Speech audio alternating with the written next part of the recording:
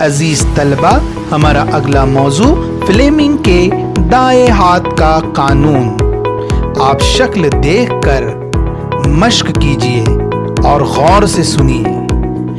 دائیں ہاتھ کے انگوٹھے کے بازو والی انگلی اور درمیانی انگلی کو اس طرح پھیلائیے کہ وہ ایک دوسرے پر عمود ہو جائے۔ اگر انگوٹھے سے متصل انگلی مقناطیسی میدان کی سمت ظاہر کرتی ہو، انگوٹھا موصل کی حرکت کی سمت کو ظاہر کرتا ہو، تو درمیانی انگلی پیدا ہونے والی برقی رو کی سمت کو ظاہر کرتی ہے۔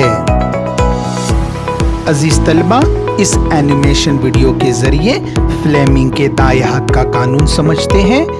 انگوٹھے کو نارتھ این جنوب کی سمت جو موصل کی حرکت کو ظاہر کر رہا ہے۔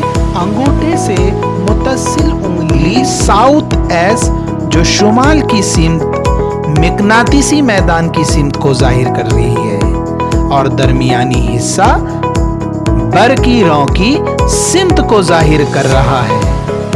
یاد رکھیے پیارے بچوں، جب موصل کی حرکت کی سمت مقناطیسی میدان کی سمت پر عموداً ہو تو پیدا ہونے والی برقی رو کی قدر سب سے زیادہ ہوتی ہے۔